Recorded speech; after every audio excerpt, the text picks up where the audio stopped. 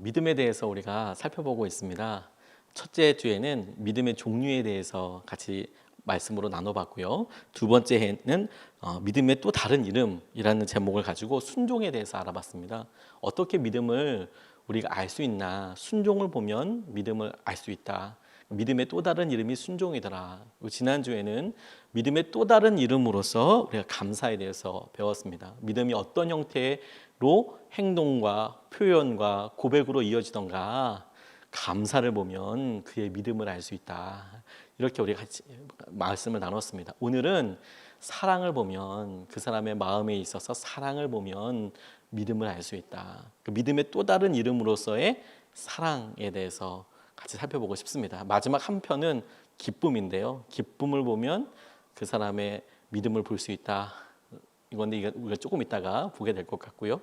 오늘은 사랑을 보면 믿음의 또 다른 이름으로서의 사랑에 대해서 우리가 같이 말씀 붙잡고 싶습니다. 남북전쟁이 끝났을 때 노예가 해방되기도 했지만 전쟁이었기 때문에 많은 고아들이 있었습니다. 그 고아들이 부모가 없기 때문에 아이들에게도 큰 곤혹이었지만 미국 사회에도 큰 어려움이 되었습니다. 그래서 궁여지책으로, 그야말로 궁여지책으로 고아 트레인, 고아 기차라는 게 있었대요. 지금으로서는 상상도 할 수 없는 일이겠지만 당시에는 정말 궁여지책으로 그렇게 했답니다. 어떤 식이었냐면 당시에 고아들을 전쟁으로 인하여서 부모님들과 헤어지게 되거나 부모님이 돌아가신 아이들을 기차에다 태우고, 그리고 기차가 마을마다 도착할 때마다 우르르 내리면 아이를 입양하기 원하는 부모가 가서 그 중에 아이들을 픽하는 거예요. 선택하는 거예요. 입양하는 거예요. 그 자리에서. 그러니까 워낙 많으니까 지금 생각해 보면 어떻게 그러나 싶을 정도의 일이 있었죠. 근데 선한 의도로 그렇게 된 겁니다. 선한 의도로 아이들에게 부모가 있어야 하고 또 가정에서도 아이들이 있어야 하니까, 그래서 이제 그렇게 선한 의도로 시작이 됐는데 사실 상황 자체는 굉장히 전쟁 이후니까 안타까웠죠. 그 중에 세 형제가 있었습니다. 아이가 부모님이랑 헤어지게 됐고, 그래서 그렇게 고아 열차를 이렇게 타고 돌아다니다가 결국에는 고아원에 이제 있게 됐어요. 그래서 삼형제가 이렇게 있다가 뉴욕 근처에 있는 고아원에 이렇게 있게 되다가 제퍼슨 카운티 고아원에 있다가 거기서 2년을 지내고, 첫째가 8살 되던 해에 동생들이 더 어리겠죠. 아빠가 찾아왔대요. 친아빠가. 그래서 아이들한테 사정이 있어서 바로 데려가지 못하고 그 고아 열차나 이런 것들을 태워서 텍사스에 도착하면 꼭 아빠한테 편지 보내라. 왜 전화 안 하라고 하면 그땐 전화가 없었잖아요.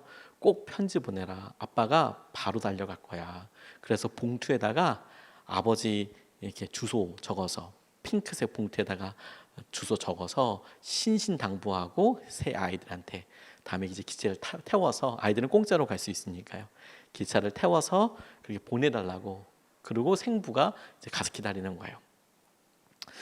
다음 날 이렇게 일어나서 이제 새 아이가 이렇게 가다가 너무너무 졸리더래요. 꽤 머니까. 그래서 깜빡 졸았는데 첫째가 그 핑크빛 봉투 잊어버릴까봐, 아빠가 주소를 빼곡하게 써주고 가신 그 봉투 잊어버릴까봐 주머니에다 꼭꼭 넣고 그렇게 잠들었는데 깨보니까 없어졌더래요. 봉투가 기차 안에서. 정말 황당한 일이 일어났죠. 그래서 이거 어떻게 해야 될까 막 고민하다가 텍사스 내리고 뭐 그게 계속 돌아다니니까요, 기차가. 그러니까 어떻게 할 수 없이 그냥 여러 도시를 돌아다니게 됐대요. 그래서 어쨌든 목적지까지 오게 됐는데 아빠를 찾을 수 있는 방법은 없고, 그러다 보니까 아이가 그 주소도 기억할 수 없고, 그런 상황에서 할 수 없이 이 세 아이가 한 명씩 입양을 가게 됐어요. 돌아다니면서 입양을 한다고 했잖아요. 이렇게 입양을 하게 되다가 막내가 먼저 가고, 그다음 밑에 둘째가 가고, 첫째가 남았다가 첫째까지도 입양을 가게 됐답니다. 근데 도시에서 자랐던 아이여서 첫 번째 입양을 했는데 농촌에서 있다 보니까 좀 도움이 될까, 일에 도움이 될까 싶어서 일을 시켰다가 실수도 하고 막 그러니까 거기서 파양되고 또 한 번 파양돼서 벌써 2번이나 파양이 된 거예요. 그러니까 얼마나 본인도 상처가 되겠어요. 그러다가 네일링 가족에 도착하게 됐습니다. 거기가 3번째 가정이었어요. 저녁이 딱 돼서 저녁을 먹는데 아무 얘기 하지 않았답니다. 이미 마음의 상처 너무너무 많았고 자기의 실수도 너무 아팠고 아이들 동생들 못 챙긴 것도 너무 아팠고 그리고 무엇보다도 자기가 2번이나 파양되면서 너무너무 큰 상처도 입었고 그런 상황에서 아무 말 못하고 아무 말 안 하고 또 어떻게 할지 모르니까 그리고 밥 먹고 잠을 자는데 여기서 어떻게 도망갈까 언제 도망갈까 그 궁리만 했대요. 밤새도록. 언제 도망가면 될까 어떻게 도망가면 될까 여기서 어떻게 나갈까. 그런데요 아침 식사를 하는데 그때부터는 이분이 자기의 회고록에다 이런 글을 써놓으셨어요. 제 네일링 부인이 아침에 일어나자마자 기도부터 하자 이렇게 하더라는 거예요. 식사 시간에 우리 기도부터 하자 아무 말하지 않고. 그리고 네일링 부인이 기도하는데 우리 아버지 이렇게 아버지 이렇게 기도를 하더래요. 근데 이 아이가 문득 생각하기를 고아원에 있을 때 가끔씩 방문하는 목사님이 하나님 아버지 이렇게 항상 기도하고 혹은 말씀을 가르쳐 주셨는데 순간적으로 알았대요. 우리 아버지라고 기도할 때 저 아버지가 그 목사님이 얘기하던 하나님 아버지랑 같은 그 아버지인가 보다. 이걸 알아차렸답니다. 그리고 기도를 하는데 왠지 마음이 평안해지기도 했고 또 좀이 쑤시기도 하고 그러다가 이 네일링 부인이 하나님께 아들을 기를 수 있는 특권을 주셔서 감사합니다 이렇게 얘기하더라는 거예요. 아들을 기를 수 있는 특권. 그래서 귀가 솔깃해지더래요.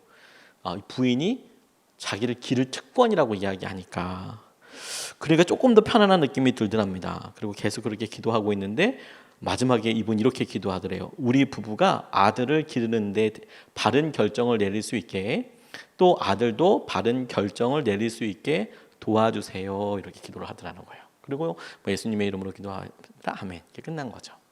그리고 먹자 아들 이렇게 얘기를 하는데 깜짝 놀랐대요. 이 아이가 어떤 단어에 너무 놀랐냐면 결정이라는 단어 때문에요. 어머니가 된 사람이죠. 양어머니가 된 분이 우리가 아들을 기르는데 바른 결정을 내리게 해주시고 그리고 우리 아들도 바른 결정을 내릴 수 있도록 도와주십시오. 자기는 결정할 수 있는 게 언제 도망갈까 여기서 언제 나갈까 그것밖에 없다고 생각했거든요. 그런데 기도를 가만히 들어보니까 아들이 바른 결정을 내리게 해달라고 생각을 해보니까 또 다른 결정이 있을 수 있다는 생각을 하게 됐대요. 어제 밤새도록 도망갈 결정을 언제 하냐 이 생각을 하고 있었는데 또 다른 결정을 할 수 있구나. 그리고 아침에 일어나서는 아버지 될 분이 미스터 네일링 씨가 이발소로 데려가면서 이발소까지 가는데 6집을 들르면서 일일이 다 새로운 우리 아들이라고 이렇게 인사를 하면서 가더라는 거예요. 그리고 마지막 6째 집이 되고 떠날 때 이 아이가 비로소 내가 이튿날 아침 다음날 아침 해가 뜨자마자 도망갈 필요가 없어졌다라는 것을 깨달았대요. 내가 도망갈 필요가 없구나. 이 가정에서는 내가 아들인 거구나. 그게 비로소 받아들여지고 믿어지게 됐다고 그렇게 글을 써놓으셨더라고요. 우리가 우리 삶에 있어서 중요한 결정들이 있어요. 그리고 그 중요한 결정들의 근거는 내가 이 사람을 어떻게 신뢰할 수 있을까 혹은 내가 이런 상황에서 무엇을 믿을 수 있을까 이런 확신과 관련되어 있는 경우들이 참 많죠. 마음에 드는 변화를 가만 주목해 보면요. 이런 결정들이 우리의 삶에 중요한 믿음을 기반으로 하고 있다는 것을 알게 돼요. 그런데 여러분 우리가 믿음이라고 이야기할 때 가장 기본적인 전제이면서 우리가 쉽게 잊어버리는 것이 있어요. 믿음이 우리 스스로 누군가에게 우리가 의지할 수 있는 거, 누군가를 바라볼 수 있는 거, 누군가를 신뢰하게 되는 거, 그게 우리부터 만약에 시작된다고 이해하는 사람이 있더라도 중요한 것은 뭐냐면 그것이 자유와 관련되어 있다는 거예요. 우리가 선택할 수 있다는 거예요. 결정할 수 있다는 거. 1절 말씀에 보면 오늘 이렇게 나와 있어요. 그리스도께서 우리를 해방시켜 주셔서 자유를 누리게 하셨습니다. 그러므로 굳게 서서 다시는 종살이의 멍에를 매지 마십시오 라고 나와 있습니다. 그리스도께서 우리를 해방시켜 주셔서 자유를 누리게 하셨습니다. 그러므로 굳게 서서 다시는 종살이의 멍에를 매지 마십시오 라고 나와 있어요. 종살이를 하지 말라. 반대되는 말이 자유. 그 자유라는 표현이 1절에 똑같이 나와 있잖아요. 원래 이 갈라디아서 5장 말씀은 복음을 설명하면서 율법과 은혜를 설명하는 부분이 쭉 나오면서 진행되는 부분인데 저는 이 부분에서 믿음과 관련된 것을 오히려 적용해보고 붙잡게 됐어요. 자유인만 할 수 있는 선택이 있습니다. 종은 할 수 없어요. 아들만 할 수 있는 결정이 있어요. 종에게는 결정권이 없거든요. 자유가 있는 사람만 결정할 수 있어요. 그리고 그것에 대한 마땅한 책임도 지게 되죠. 하나님께서 우리에게 사랑하시기 때문에 주신 결정권이 있어요. 우리에게 로봇처럼 만들어 놓으시고 너희들은 이렇게 운명적으로 가서 이렇게만 살아 이렇게 정해 놓지 않으시고 어려움도 있고 때로는 선택처럼 보이는 여러 일들을 통하여 우리에게 결정권을 주시는 것처럼 보이세요. 그리고 우리가 자발적으로 우리가 그분 앞에 결단해서 우리의 자유의 선택에 의해서 그분 앞으로 나오기를 원하세요. 이런 주님의 태도, 하나님의 태도는 절대적으로 우리를 향한 믿음과 우리를 향한 사랑에 근거하고 있거든요. 그리고 우리를 자녀처럼 생각하신다는 것과 관련돼 있어요. 종이라고 생각한다면 주님께서 그렇게 설득하지 않으실 겁니다. 맞지 않나요? 만약에 제가 어디 가서요, 그 어느 자리에서 제가 책임을 져야 하고 책임을 져야 하는데 그런 데 있어서 제게 어떤 리더십이 있다 그러면 사람이 많으면 많을수록 어떻게 합시다 뭐 의견을 물어보기도 하지만 군대 같은 곳, 그래 군대 같은 곳이라고 한다면 잘 물어보지 않을 거예요. 몇 번 물어보고 내가 먹고 싶은 거 결정하겠죠. 하지만 우리 가정 식사 한번 하려고 그러면 얼마나 많이 물어보고 얼마나 많이 서로 얘기하는지 몰라요. 다 틀리거든요. 그래도 그 결정을 다 들어요. 왜냐하면 자녀들이고 그들에게 다 의지가 있잖아요. 하나님께서 이렇게 설득하고 우리에게 이끌어 가시죠. 그리고 보니까 성경에 아주 독특하고 재밌는 그런 내용 하나가 나옵니다. 이스라엘 백성들이 돈이 없으면 스스로 종이 될 수가 있었어요. 스스로 자기를 팔 수가 있었습니다. 그런데 이렇게 팔 수 있었던 근거는 뭐냐면 희년이 있었기 때문이에요. 안식년이 있었기 때문이고요. 내가 얼마만큼 내 품삯을 정해놓고 내가 그렇게 일할게. 그리고 일할 때 그곳에서 종처럼 일했어요. 그러니까 완전히 어떤 전쟁에서 져서 포로로 오는 거랑은 좀 다르겠죠. 같은 민족으로서 종처럼 일할 수가 있었어요. 그런데 놀라운 것 한 장면이 뭐냐면 그 기간이 다 끝났을 때 종이 돈을 받고 거기서 일하는 일꾼만큼의 돈을 받고 그리고 내보내라 이렇게 나와 있거든요. 율법에. 내보내라 라고 이야기할 때 그건 당연히 주인이 해야 할 것이고 그때 비로소 이 종이었던 사람이 결정하고 선택할 수 있는 게 한 가지가 있었어요. 그게 뭐냐면 나 여기 더 있고 싶어요. 이유가 여러 있겠죠.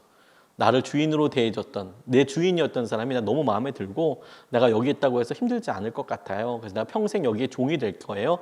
그러면 문 지방으로 데려가서 귀에다가 못을 뚫었어요. 이 사람은 완전히 받쳐진 종이라고 그런 일이 있었습니다. 혹은 그곳에서 같이 살면서 아내를 주인이 가정을 꾸리도록 해주는 거예요. 가정을 꾸리게 주었을 때 스스로가 선택해서 거기에 남을 수 있었어요. 나갈 수도 있었고요. 개념이 완전 달랐죠. 근데 흥미로운 건 뭐냐면 종일 때는 결정할 수 없었어요. 그 기간이 다 끝나고 그가 자유인이 되었을 때 자유인이 되자마자 나 여기 종으로 있을 거예요. 스스로 결정할 수 있었어요. 결정할 수 있다고 생각하면 여러분 그거 가지고 뭘 하시려고 합니까? 내가 스스로 결정할 수 있다면. 성경에서 그 결정, 내가 스스로 할 수 있는 선택에 대해서 우리에게 주님과 관련돼서 굉장히 많이 이야기하고 계세요. 우리를 주님께서 설득하시고 이끌어주시고 우리가 그러면서 하나님을 바라볼 수 있도록 해주시고 사람들을 만들어가시고 이끌어가시고 주님께서 우리에게 원하시는 방향은 주님을 믿고 따르는 것 그리고 사랑하는 것과 관련되어 있는 것이라고 생각하게 됐어요. 결정적인 순간에도 그렇습니다. 결정적인 순간에도요. 그런 의미에서 우리의 삶에서 믿음이 없는데 어떡해요? 잘 안 믿어지는데 어떡해요? 결정할 수 있는데 내가 이것을 선택할 수 있는데 내가 그래서 주님을 선택하려고 하고 주님을 믿으려고 하는데 잘 믿어지지가 않아요. 어려운 일들 사이사이에 그 문제들 앞에 사람들 앞에 내가 결정할 수 있으니 내가 주님을 믿기로 했어요. 내가 믿음을 선택해요. 이렇게 하고 났을 때 잘 안 믿어진다고 이야기하시는 분들이 있어요. 믿음에 대해서 질문해 봐야 하죠. 자, 믿는 겁니까? 믿어지는 겁니까? 다시, 믿는 겁니까? 믿어지는 겁니까? 우리가 하나님을 믿는 겁니까? 하나님이 믿어지는 겁니까? 믿음을 이야기할 때 우리가 믿는다, 내가 스스로, 내가 자발적으로, 능동적으로 믿는다 이렇게 표현하는 걸까요? 아니면 믿어지더라, 나는 그게 이게 더 맞는 걸까요? 그런 질문을 하고 보니까 오늘 본문 말씀이 기가 막힌 답이 쓰여져 있더라고요. 4절 5절 말씀에 보니까 율법으로 의롭게 되려고 하는 사람은 그리스도에게서 끊어지고 은혜에서 떨어져 나간 사람입니다. 그러나 우리는 성령을 힘입어서 믿음으로 의롭다고 하심을 받을 소망을 간절히 기다리고 있습니다. 이걸 이 장면같이 설명해서 보면 이렇습니다. 당신이 의롭게 되었다라는 것을 율법으로 어떤 행동으로 내가 무언가 결정해서 무슨 일을 해서 하려고 하면 은혜에서 오히려 멀어지는 거예요. 하지만 성령께서 그 성령이 힘입어서 우리로 믿음으로 의롭게 하시는 부분들이 있어요. 그래야 받을 소망을 기다리는 사람들이 되는 겁니다. 이렇게 표현하고 있는 거죠. 그러니까 우리가 결정하고 그런 게 아니라 성령께서 우리 가운데 하시는데 그것은 내 마음은 아니지만 중요한 것은 우리 마음 속에서부터 일어나는 하나님의 생각, 하나님의 마음, 우리가 결정할 수 없는 어떤 것인데 그 성령께서 우리 가운데 믿어지도록 인도하고 계시고 이끌어가 주세요. 그게 놀라운 것 아닙니까? 성령께서 우리 이렇게 이끌어 주시고 인도하여 주신다고요. 저 예전에 하던 글에 이런 믿음을 설명하는 것을 똑같이 적용할 수 있는 사랑과 관련된 일이 있습니다. 왜 사랑이냐고 하면 이렇습니다. 소크라테스라는 사람이 향연이라는 그런 책을 잔치라고도 번역이 되어 있는데 쓴 사람은 플라톤이고요. 거기에 나와서 이야기하는 사람은 소크라테스라는 사람이에요. 소크라테스가 나와서 사랑에 대해서 이야기합니다. 사랑이 뭐냐? 뭐 눈물의 씨앗이다 이렇게 나와 있지는 않지만 사랑은 뭐다 거기에 이제 쭉 철학자들이 이야기하는 장면들이 있습니다. 거기에 사랑에 대해서 이런 질문을 해요. 당신이 아름다운 것을 사랑하는 겁니까? 사랑하기 때문에 아름답게 보이는 겁니까? 이렇게 물어봐요. 다시요. 아름답기 때문에 그것을 사랑하게 되는 걸까요? 사랑하기 때문에 그것이 아름답게 보이는 걸까요? 이런 질문이 거기서 나와요. 둘 다 따져보면 맞는 것 같거든요. 왜냐하면 실제로 아름답기 때문에 사랑하게 되잖아요. 아무리 다 콩깍지가 다르다고 하더라도 내게 그 아내가, 내게 그 남편이, 내게 그 사람이 멋있어 보이고 아름다워 보여서 마음을 열기도 하잖아요. 거꾸로 반대도 마찬가지예요. 내가 사랑해서 만나보니까 더더더 사랑하게, 더더더 아름다워 보이지 않습니까? 아이는 예쁘기 때문에 사랑스러운 겁니까? 사랑하기 때문에 예쁜 겁니까? 일단 아이들은 일단 예쁘잖아요. 내 자녀라고 생각하면 더 예쁠 수 있잖아요. 그러니까 아이가 예쁘기도 하겠지만 사실 내가 사랑하기 때문에 예쁜 부분도 있을 거예요. 거기에 대한 답이, 거기에 대한 생각이 여러 가지가 있을 수 있겠지만 제가 그런 문제를 가지고 질문하고 고민하다 보니까 중요한 거 한 가지를 알게 됐어요. 사랑하는 사람한테만 보이는 아름다움이 있더라고요. 아름다워서 사랑하게 되고 사랑해서 더 아름다워지는데 사랑하는 사람한테만 보이는 아름다움이 있어요. 사랑하는 눈으로 보면 보이는 아름다움이 있어요. 그게 너무 놀랍지 않습니까? 근데 믿음도 똑같더라고요. 믿는 거예요? 믿어지는 거예요? 내가 무언가를 해서 믿게 되는 겁니까? 그것도 우리 마음속에 사실 그렇게 될 수 있거든요. 왜냐하면 어렵고 힘들 때 이럴 때 내가 주님을 의지해야지, 믿어야지라고 결정하기도 하잖아요. 의지적으로 내가 그렇게 하겠다라고 이야기하기도 하지 않습니까? 반대로 어떤 순간에는 사람들은 너무 힘들겠다고 이야기하는데 내게 믿어지는 때도 있잖아요. 그래서 고민하다 보니까 알았어요. 믿으려고 하는 사람에게, 믿겠다라고 하는 사람들에게만 믿어지는 믿음이 있구나. 이렇게 했을 때 안 믿어지고요. 내가 믿겠다, 내가 믿어야겠다 라고 결정하는 사람들에게만 믿어지는 수준이 있어요. 그게 실제 우리의 믿음의 수준이죠. 내가 이제 믿어야지. 내가 그렇게 의지적으로 결단해야지. 그렇게 나아가는 사람들한테 보이는 믿음이 있더라고요. 전에 교회에서 한 분이 제게 이제 기도받으러 오셔서 기도의 내용과 어떻게 기도하세요라고 설명해 주셔서 제가 기도하면서 그 내용을 정말 간절히 품고 기도한 적이 있었습니다. 이미 제게 찾아오셨을 때 남편과 8개월째 별거 상태에 있으신 분이 계셨어요.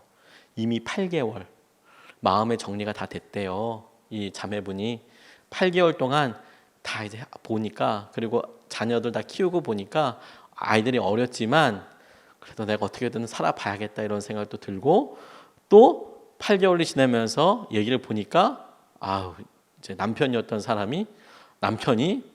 언뜻 느낌에 다른 여자가 있는 것 같기도 하고, 이 8개월 사이에 마음이, 사업이, 재정이 더 망가지는 것 같기도 하고, 그냥 딱 내가 아내였었기 때문에 느껴지는 그런 감이 이렇게 있잖아요. 안 되겠다 이런 생각이 들면서도 그렇게 불쌍하더래요. 남편과 시댁 아버지가 너무 불쌍하더래요.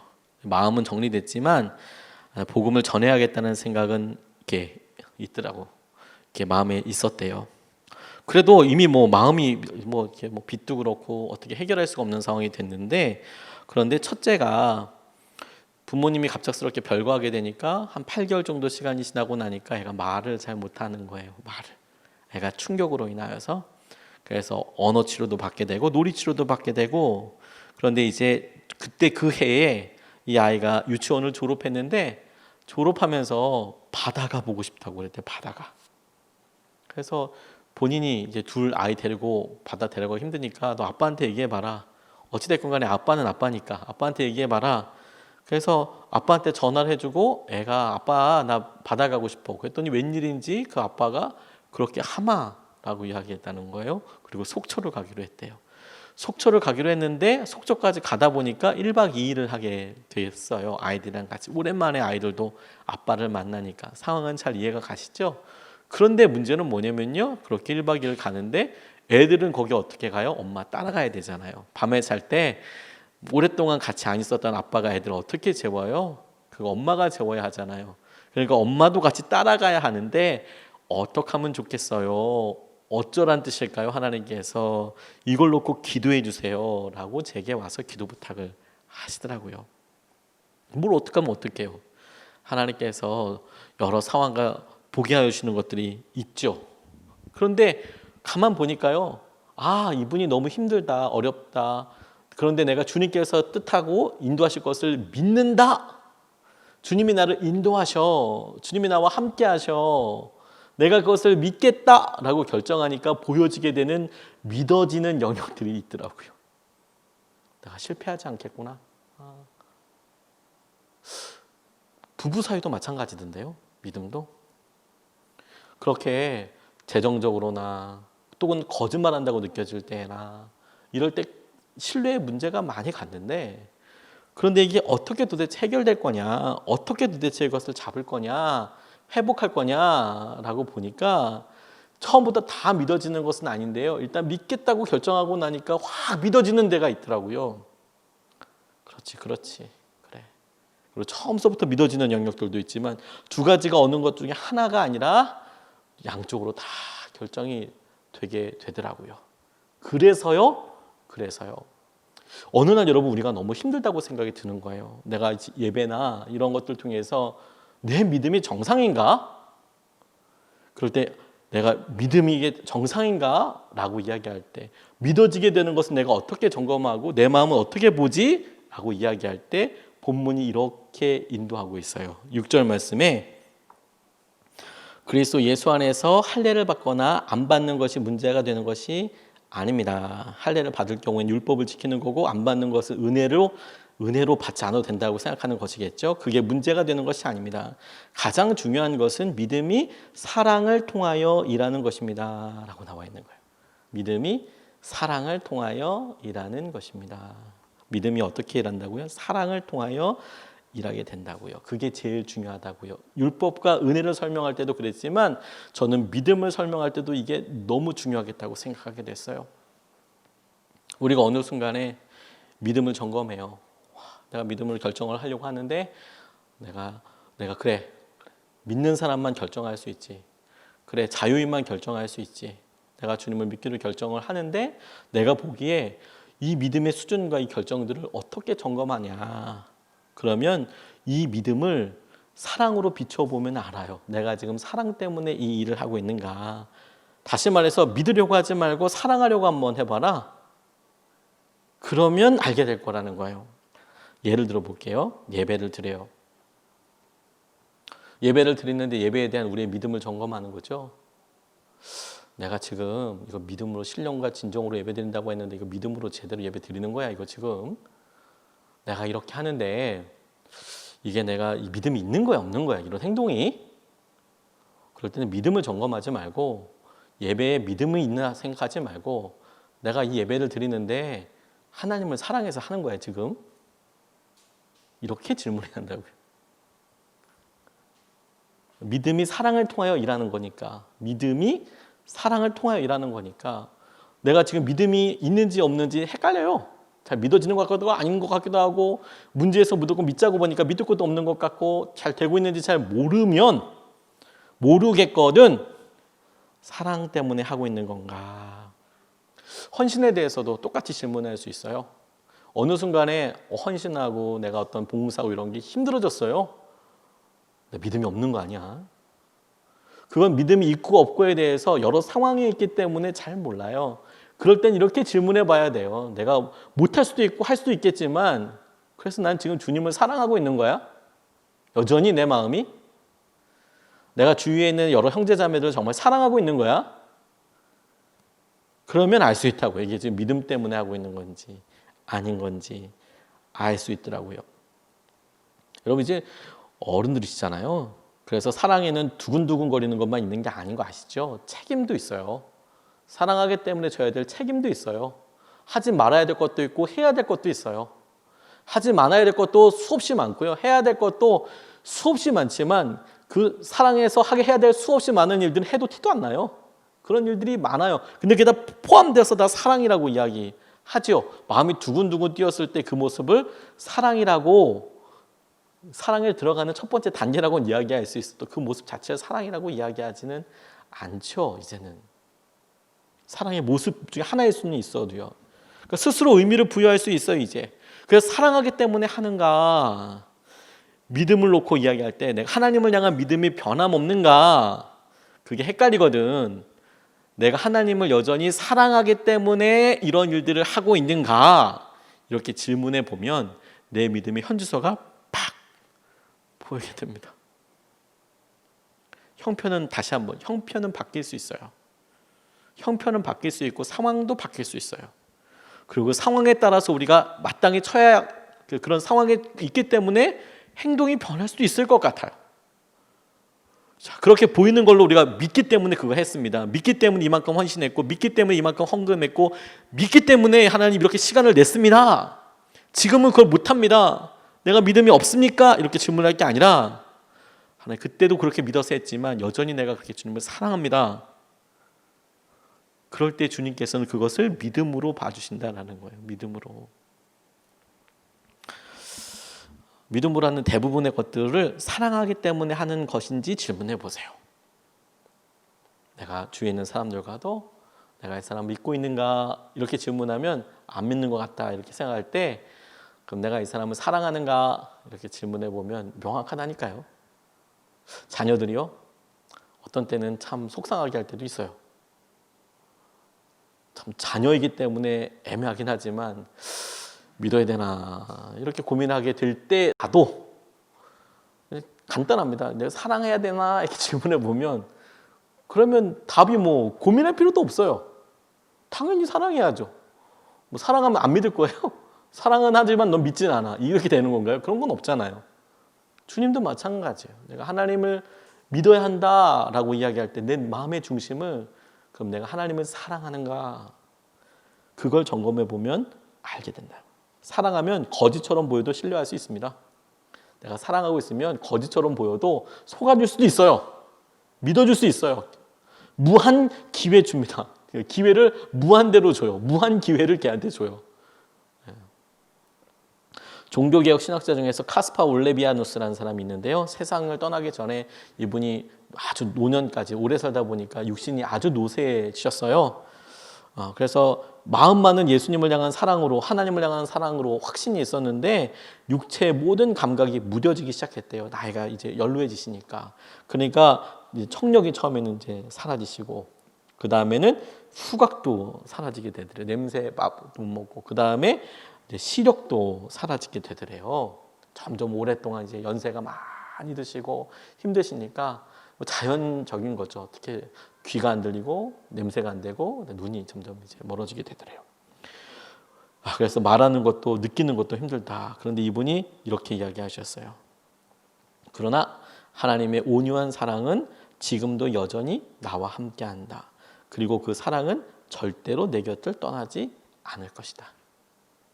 내가 주님을 이런 상황에서도 느끼지 못해요. 눈도 안 보이고 귀도 안 들리고 냄새도 못 맡아요. 느낄 수 있는 감각은 다 죽었어요. 그래서 하나님을 느끼지 못할 것 같아요. 믿지 못할 것 같아요. 그런데 어떻게 이분이 내 옆에 있는 걸 알아요? 내가 그분을 사랑하는 것을 통해서 내가 알아요. 그분도 나를 사랑한다는 것을. 그래서 내가 믿어요. 장발장에게 기회를 주었던 신부 이야기가 있지 않습니까? 프랑스는 구교였기 때문에, 천주교였기 때문에 그런 배경으로 나왔어요. 장발장이 은초 때 훔쳐서 도망가잖아요. 그런데 잡혀서 왔을 때 그에게 믿음을 표현해줘요. 기회를 한 번 더 줘요. 왜 이것도 안 갖고 갔냐고, 접시는 왜 안 가져갔냐고 그에게 믿음을 신뢰해요. 기회를 줘요. 다신 그러지 말라고 믿어줘요. 경찰들은 안 믿어요. 이건 교도소에서 막 나왔고 이렇게 불황자같이 생겼는데 이런 은으로 된 제품 갖고 있으면 100% 훔친 건데 믿어주지 않아요. 그런데 기회를 한 번 더 주잖아요. 내가 준 거라고. 그런데 그걸 바라보는 사람은 그걸 신뢰라고 믿음이라고 이야기하지 않고 사랑으로 볼 수 있다니까요. 사랑하는 거구나. 사랑하는 거구나. 그게 사랑인 거구나.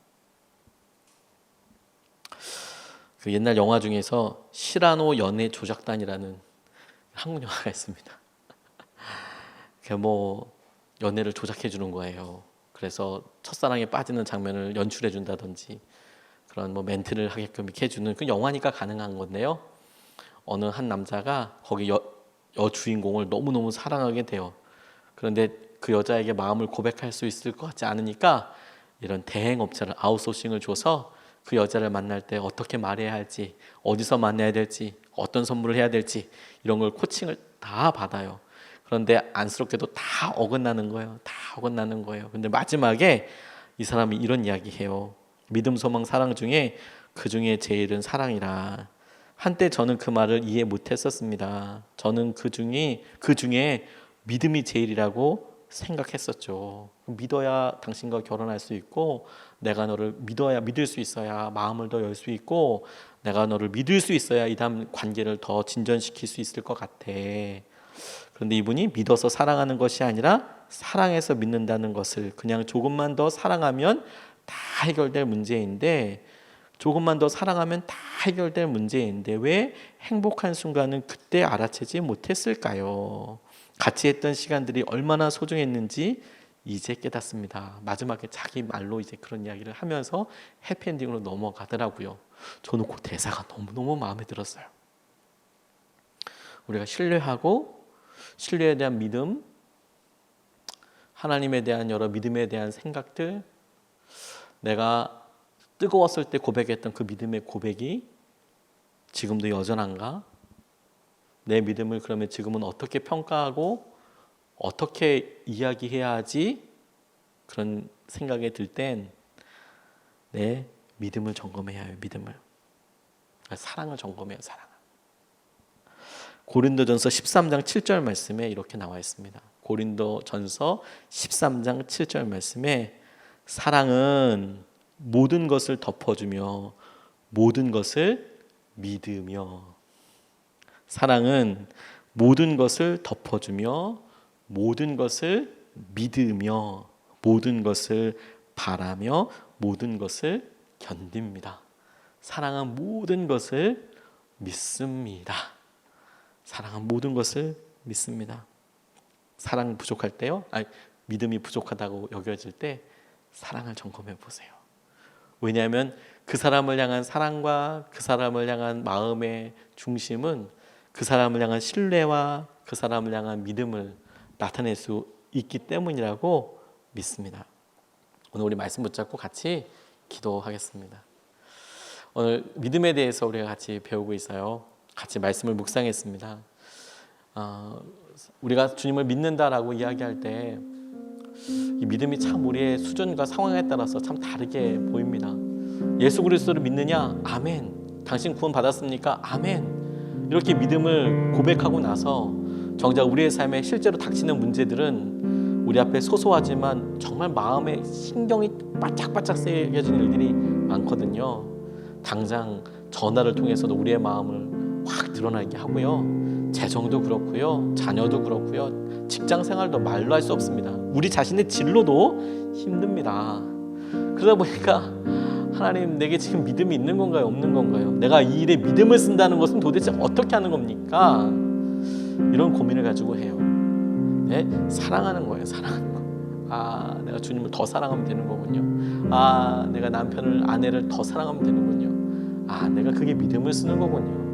나를 사랑하신 주님을 더 사랑하는 거군요. 사랑은 모든 것을 믿게 해준답니다. 오늘 이 시간에 주님 우리에게 이 믿음의 은혜, 사랑의 은혜를 더하여 주셔서 주님께서 주신 은혜와 충만하심을 누릴 수 있게 해주십시오. 아버지, 우리를 붙잡아 주십시오. 이렇게 같이 우리 함께 기도하겠습니다.